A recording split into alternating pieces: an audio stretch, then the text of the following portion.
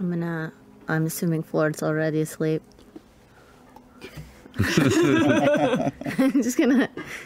I'm gonna crawl over and just lift his arm up and put it over. Snuggle up.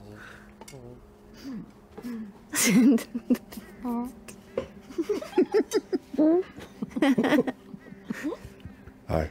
Hi. I'm sleeping. I know. Okay. Go back to sleep. Hey, we did it. Yeah, we did. Hey, Fjord. Yeah. I love you. Just don't say anything. I'm just gonna put it in my head. What? Don't say it. Just shut up. Go to sleep. Are you sure? Yeah, go to sleep. Go to sleep. Okay. Okay. I guess modify memory.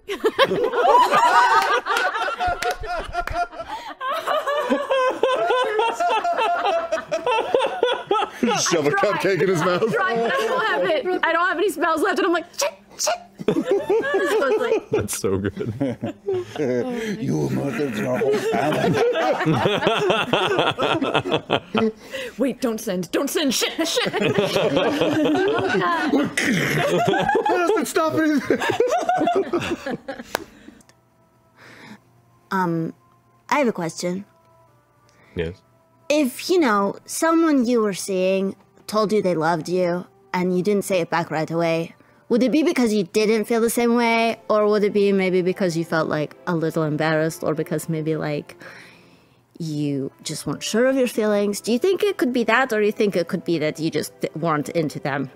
I think it can be very much both. I know that I have been the person to not say I love you when told to me many a time. Yeah. So that could very well be the case. Okay. But if this is referring to a specific individual, perhaps an astute half-orc who seems to have a penchant for conversation, an interest in gambling, and a unique disposition when it comes to, well,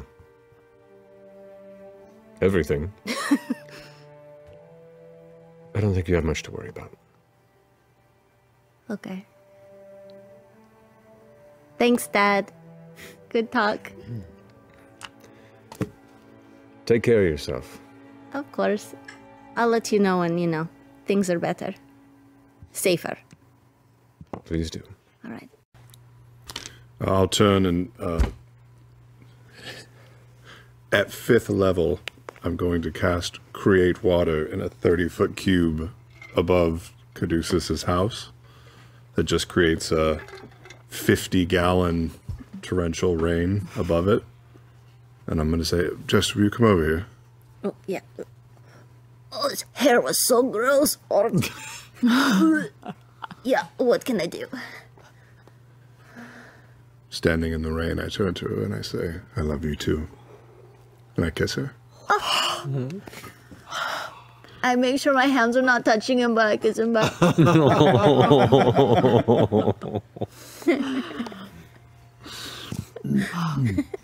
On that note, I am going to try to sneak out. Ask Fjord if he wants to sneak out. Yeah? Come on. I want to show you something. Okay. I'm going to take him across town. It's down the street from the Lava Chateau. It's where I used to sneak out to when I lived here. And I'm going to climb up to the top of a water tower. Mm-hmm. Come on. Okay. We're not going to get in trouble, are we? No. I don't. I'd like you both roll stealth checks for me, please. Yeah. I'm going to give him the blessing of the trickster. Okay. Thank you. What does that mean? There's advantage on it. Good. Better. 17. 15. Is it? 15. 15? You feel pretty confident you weren't followed necessarily. Okay. Or at least noticed. So. You. Look. You have to see the moon from up here. I'm going to take him to the top of the water tower. This is where I used to come when, I lived here and I didn't really have any friends, and I would dream about leaving the city. I would look out on the ocean and think about all the places I could go. Would you ever scratch your name or doodle anything up here? Oh, yeah. And all on the other side, there's like a whole bunch of dick drawings. Shit. and- You can see the evolution of the dick. Yeah. It becomes more refined with time. Thanks. I wonder if I was ever sitting up here and saw your ship go by without even knowing. I bet. Speaking of,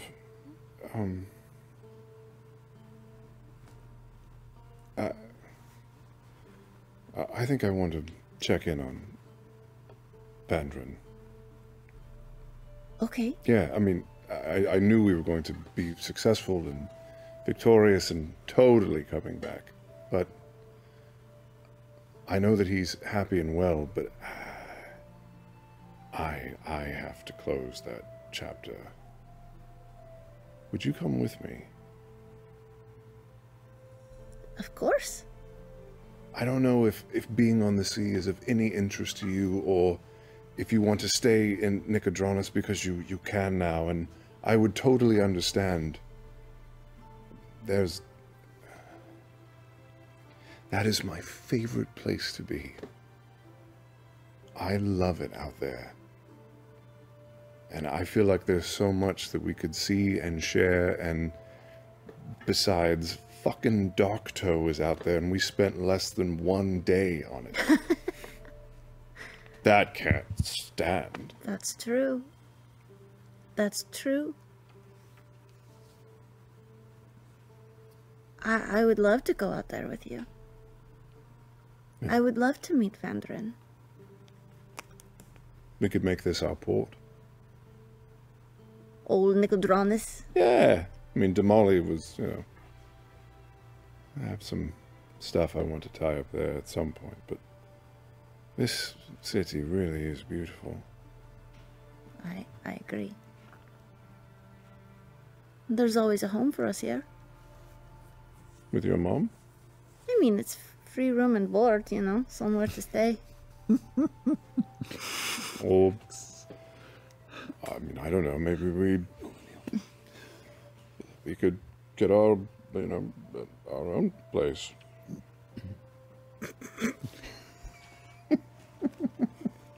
I mean, only because sharing the financial burden would be a smart move in these post-Aeorian times. Just think about it. You don't have to answer now. I mean... Don't say anything. Don't say anything. Don't say anything. No, don't say anything. I cast Modify Memory. I don't have it. Maybe just... Yes. That sounds like a really wonderful idea. Cool.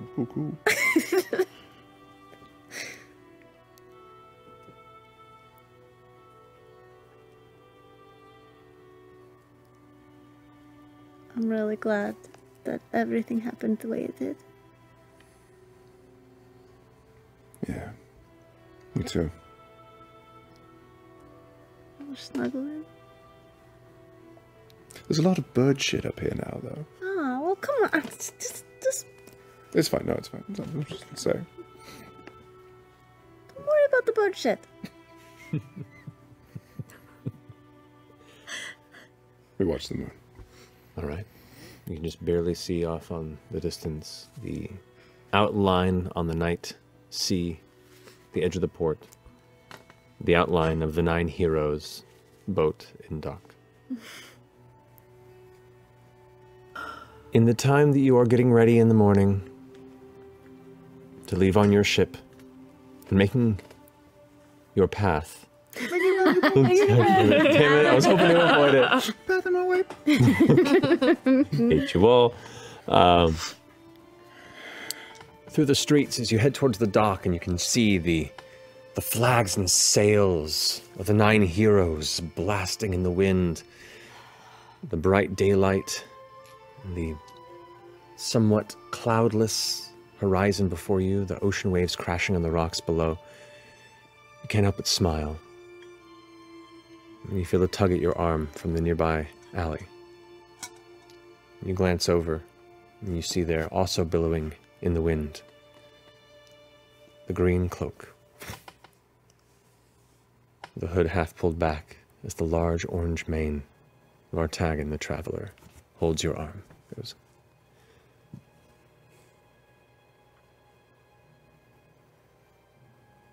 certainly been a very interesting journey, hasn't it? It has. We saw a lot of shit. No joke.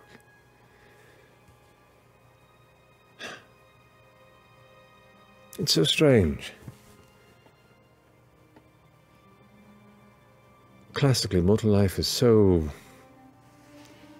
brief and dull and spoken of from the perspective of my folk for ages as toys.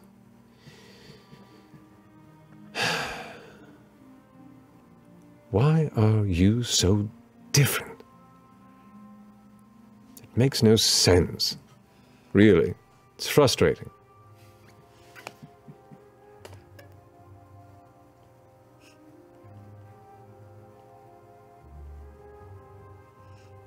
I just wanted to say I'm sorry I couldn't be the god you wanted me to be. I never wanted you to be a god. You wanted me to be a savior. I wanted you to be my friend. And you were. Yes, I was. Oh. I also wanted you to teach me how to do really cool shit, and do cool shit, and give me cool shit, and I gave you cool shit. Yes? Did I? You really did. Right, okay. You really do. No, I did all right. You really do. Wait, why are we... Really wait a minute, wait, stop. Why are you talking about it like it's in past tense? We're getting ready to get on this boat.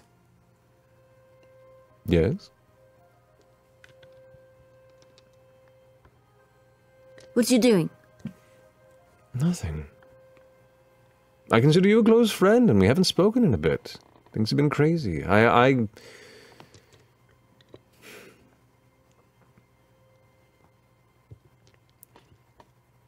feeling that wanderlust again. Yeah? It's hard to explain, but it's not boredom. It's just... You know when you eat the same meal over and over again? Yeah. And eventually you're just like, I just want anything but this. Yeah, it's not that like it's so good, but at the same time you're like, oh, I'm so sick of this flavor. It's a delicious meal, but Yeah. eventually you just want to change it up a bit. Am I the meal? No, not... That analogy was extremely offensive. I apologize. No, I don't know. Our experience on Rumblecusp kind of shook something in me, and I'm just considering what other unique ventures out there could use the attention of someone like me. That doesn't mean I'm going anywhere. Okay. I mean, and he kind of lifts his finger a bit, and you hear the on your shoulder. Sprinkle isn't going anywhere. Trust me, you can certainly try. He'll be there the next day. Got me. I'll always be around and eager for an adventure or two with you, or the chance to face sacred places together. You still haven't shown me the Fey Realm. That's true. I want to go there so bad. Well, I will say it. It's very hard to come back after that. So at least come to me when you're supremely bored of this place, and then I'll show it to you, because then you come back and go, oh, look, yes, it's as I remember. Okay. But, I also want you to know. It feels good to be looked up to from you. I've selfishly enjoyed you calling my names in times of challenge or sadness. The dependency was, well, filling to a degree. But it's also unfair to you. You don't need me. You never did. Kinda did. No, you've proven that. Look how strong you are. I better give you a push here and there. Lent you some of my power, but all the rest is you. Your friends are your strength. Your captain is your strength. I'm just here to kick along and support when I can on occasion, but I just might not be around as much.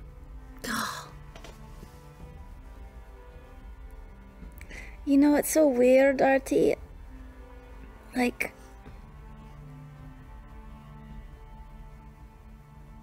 it makes me really sad to think about. But it also feels kind of good. Does that make sense? No, but few things do. And I like it that way. Yeah. What do you want, Jester Lavore? I still want adventure. I want to see everything. Good. Stop at that boat? I know this has been a unique closure to a few crazy recent endeavors, but I don't know. It's also kind of a beginning.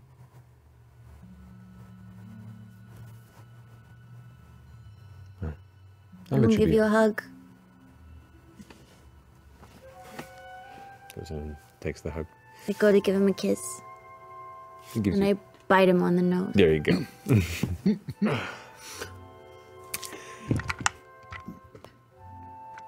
I'll be keeping an eye. Okay. For our next venture, who knows?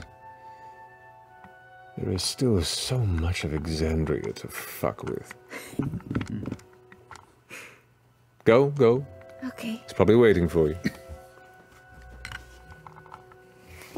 Let me take off running. Okay. Now on the ship, where do you go?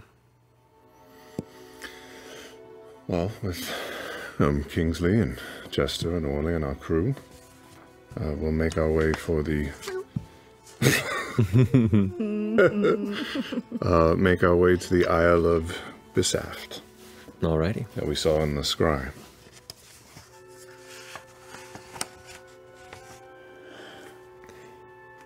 You sail a bit on the ocean.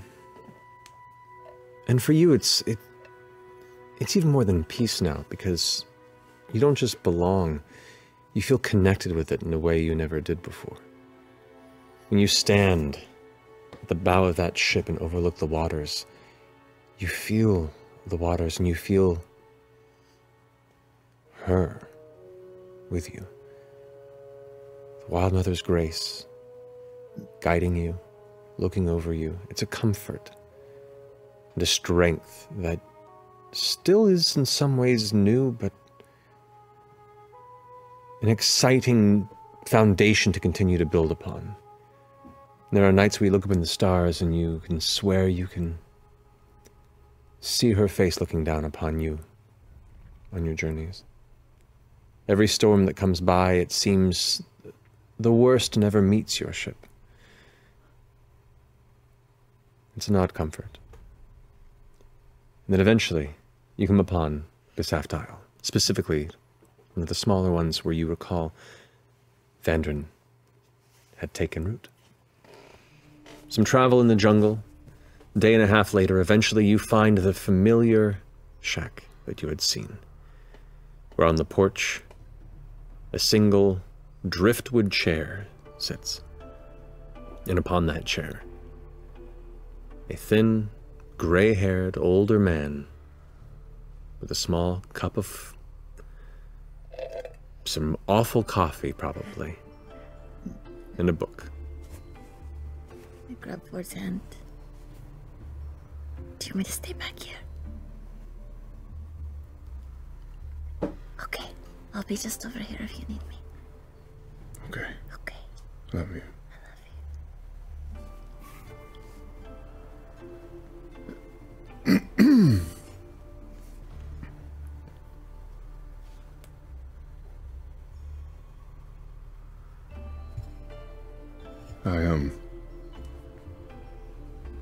Do you remember me?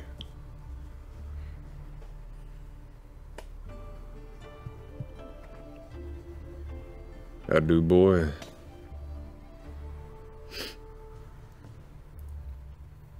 What brings you here? I came to find you. Why?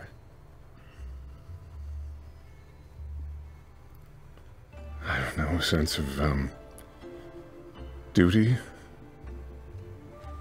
To thank you? Maybe a little bit of guilt. I found my way to shore after that night, and it never occurred to me for so long that you might have survived or made it here, and,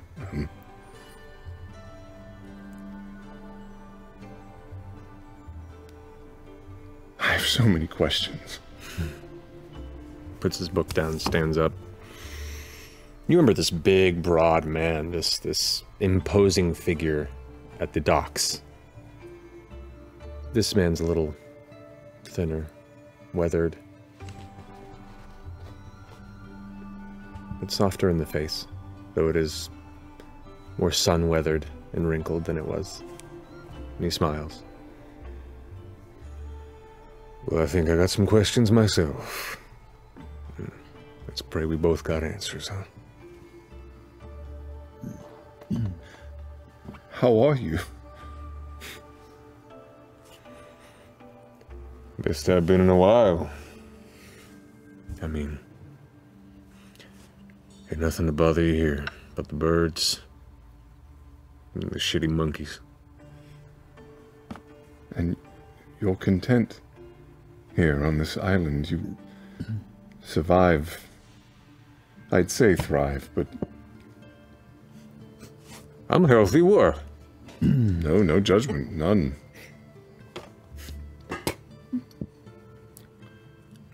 You should know our lessons. The sword has, well, it served me well, and I'll summon the Star Razor. I have fought many with this blade. I've fought alongside those who have wielded theirs better than mine. I've never forgotten what you taught me. Make it disappear. I'm glad you found a better blade than I did. I have to know. How did you come across this? And I'll use minor image to summon the cloven crystal and have it hover above my hand. You see him kind of take a step back and go. So we're taking my curse didn't die with me. No.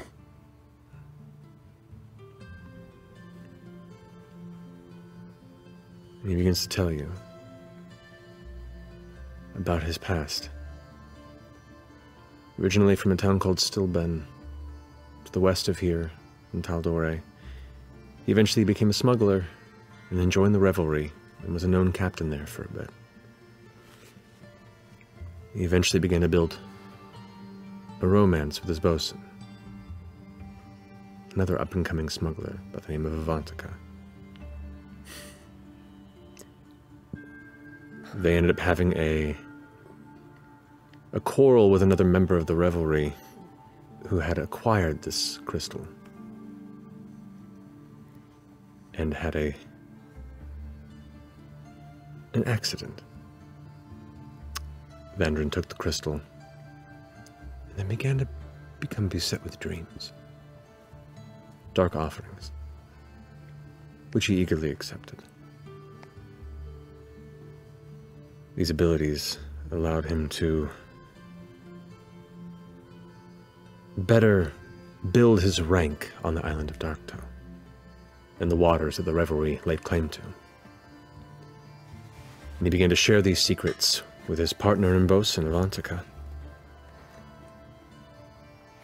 But eventually he began, as they traveled together, plotting to release this patron, found himself disbelieving in these promises, beginning to find fallacies, and feeling more like a puppet than an entrusted herald.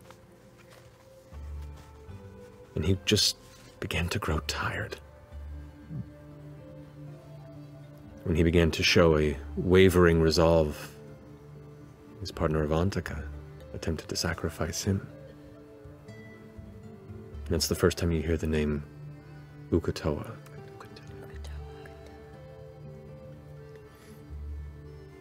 He managed to escape and laid low in Port Damali, rebuilt a new life.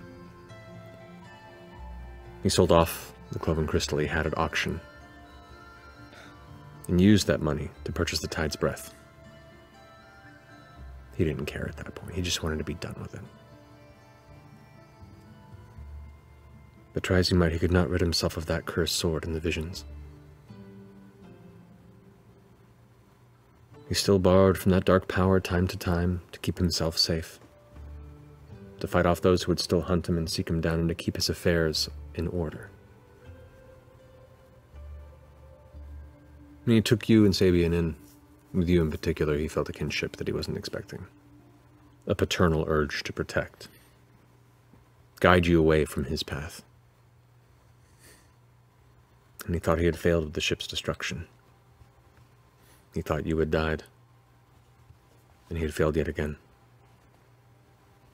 But maybe at least in that, the cycle of violence would end.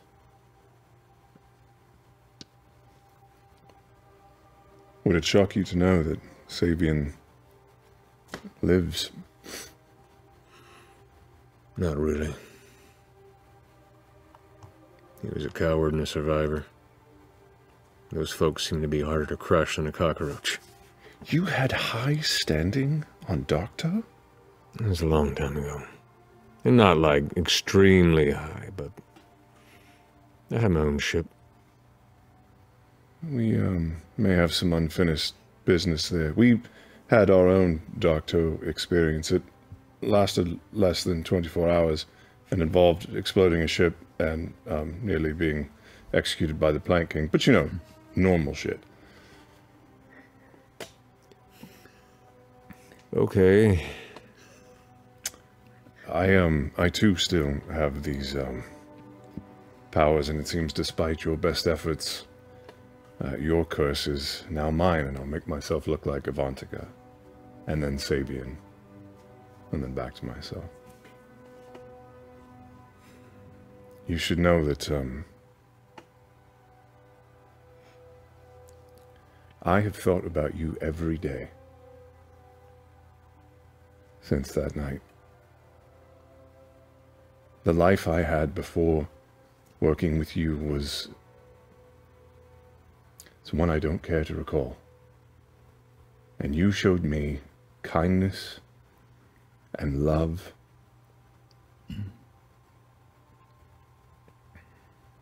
And honor. And it meant the world to me.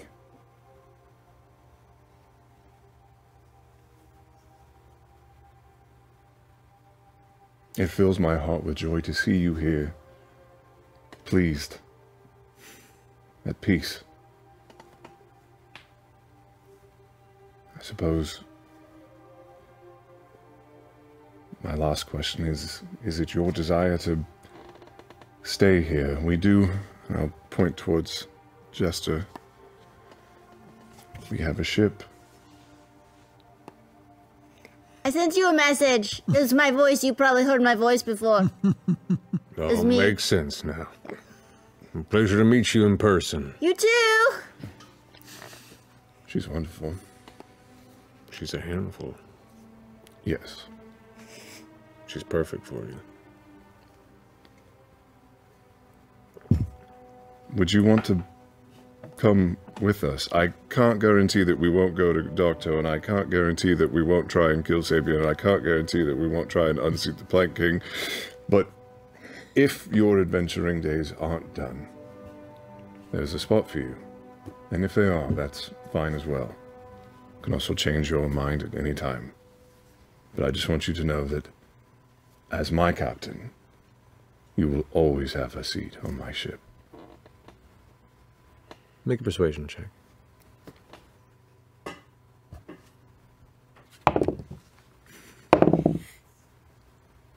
15. 15?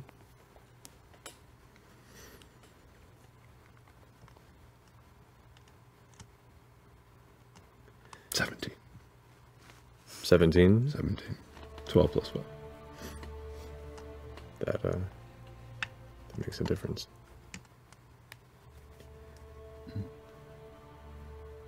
My sailing days are over, Fjord. I ain't a captain of any ship anymore. Don't want to be. Life here is nice and slow. I take it at my own pace. I don't want to swab a deck. I don't want to hoist a sail.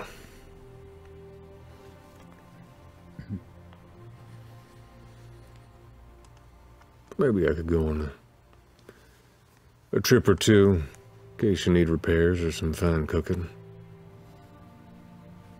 We do have a pretty lax stowaway policy. For a time. I'm not a man for long lengths at sea anymore, but wouldn't hurt to catch up proper. I would really like that. Well, just give me a moment to pack my things. Take all the time you need. And he begins to gather the elements of his shed and the things that he needs to kind of keep himself going. As he walks with you back to the 9 Heroes ship, when Jester is at an earshot, he walks shoulder to shoulder to you and leans in and goes, "You know that power, it'll eat you in time. Okoto is a hungry beast.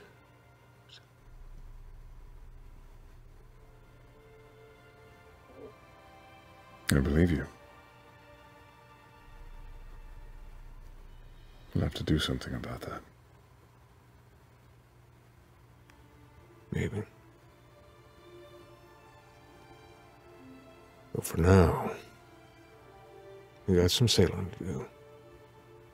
Indeed. The 9 Heroes await.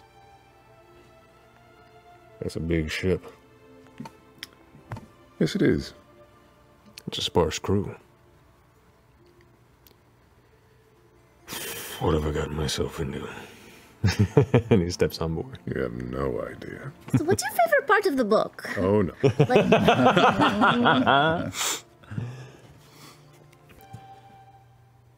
Fjord, what do you do with that cloven crystal you have?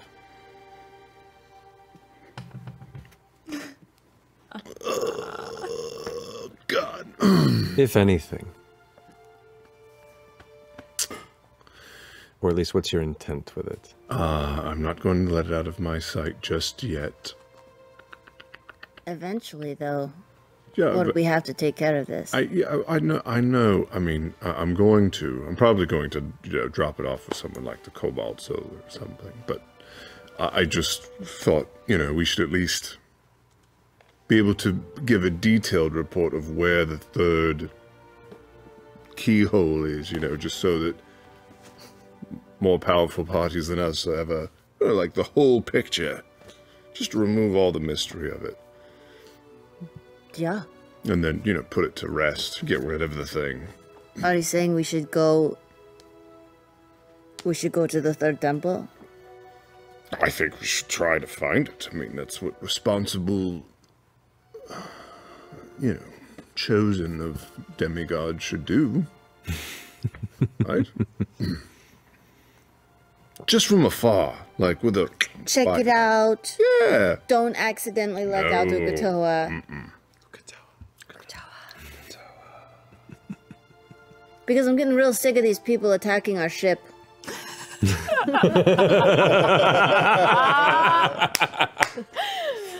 Oh, right. Then maybe we'll accelerate those plans. But I don't know. Okay. Well,